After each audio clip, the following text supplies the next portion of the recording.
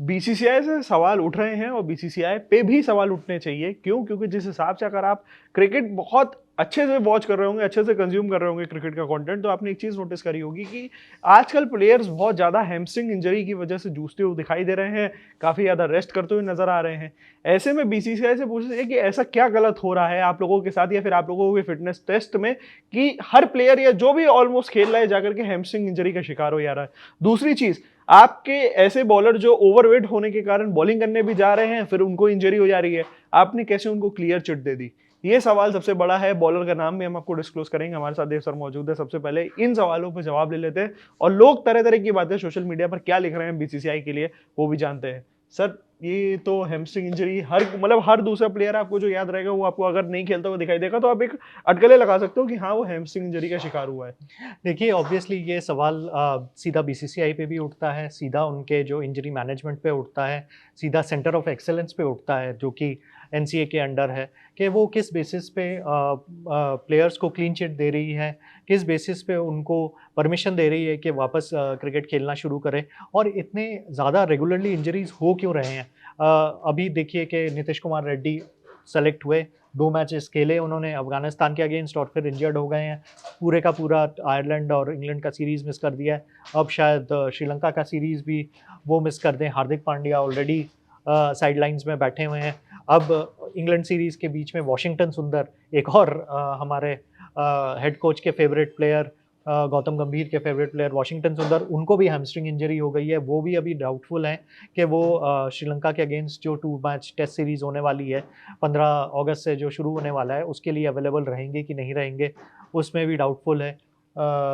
तो इसके अलावा एक और बड़ा नाम जो सामने आया है वो गंभीर का, वो भी गंभीर के फेवरेट प्लेयर हैं, हर्षित राणा। हर्षित राणा। हर्षित राणा को भी वो तो 5 या 6 महीने तक नी इंजरी के साथ बाहर थे, सर्जरी करवाई, आईपीएल का पूरा सीज़न मिस कर दिया। उसके बाद इतनी क्या जल्दी थी इंडियन टीम मैनेजमेंट को उनको वापस लेके आने के लिए, कि उन्होंने ये भी नहीं देखा कि उनका सर्जरी से पहले का जो वेट था, जो आइडियल वेट था एज़ अ फास्ट बॉलर होना चाहिए था, वो भी नहीं अचीव हो पाया, और इसी वजह से वो ओवरवेट होने की वजह से उनको फिर से इंजरी हो गई है और वो फिर साइडलाइन हो गए हैं। इंग्लैंड टूर से तो साइडलाइन है ही, अभी मोस्ट प्रोबेबली वो श्रीलंका टूर से भी साइडलाइन रहेंगे और आगे आने वाले एशियन गेम्स के लिए भी बहुत डाउटफुल हो गए हैं। ज़िम्बाब्वे सीरीज़ तो वो ऑब्वियसली खेल ही नहीं रहे हैं।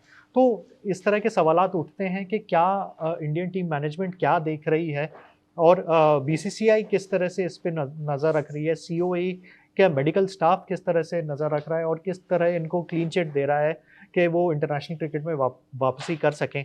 नीतीश कुमार रेड्डी का ही एग्जांपल ले लें, उनको बीसीसीआई ने स्टेफन जोन्स, जो कि एक एक्सपर्ट फास्ट बॉलिंग कोच थे, राजस्थान रॉयल्स के लिए भी फास्ट बॉलिंग कोच रहे हैं, उनके साथ ट्रेनिंग करने के लिए भेज दिया।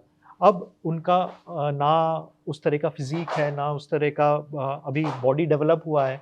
वो अपनी पेस बढ़ाने के लिए स्टेफन जोन्स के पास चले गए।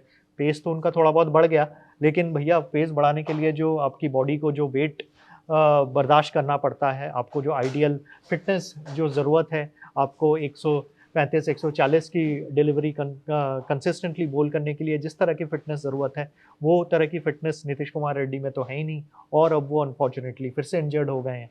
तो अभी देखना पड़ेगा कि ये जो टॉप इंडियन क्रिकेटर्स सर, हैं। अगर ऐसे आप खिला रहे हो तो फिर आप ऐसे हार्दिक पांड्या को क्यों नहीं खिला सकते थे? सवाल तो यहाँ पे ये भी उठ सकता है ना, अनफिट ही तो थे वो भी। बिल्कुल, बट हार्दिक पांड्या की इंजरी इतनी मेजर इंजरी अब लग रही है कि मतलब वो 10 ओवर भी नहीं डाल पा रहे हैं। उनको एक फिटनेस टेस्ट के लिए बुलाया गया था सीओई में, उनको 10 ओवर डालने थे। उन्होंने एक दिन 10 ओवर कंसिस्टेंटली बॉलिंग करने के बाद उनका हैमस्ट्रिंग फिर से जवाब दे गया। इनफैक्ट अब तो उन्होंने ये डिसाइड कर लिया है कि वो मुंबई छोड़ के परमानेंटली बैंगलोर शिफ्ट हो जाएँगे, अपने फ़िटनेस पे सीओई में रेगुलरली अपने फ़िटनेस पे काम करेंगे, ताकि किसी तरह से उनका इंटरनेशनल करियर एक्सटेंड हो सके।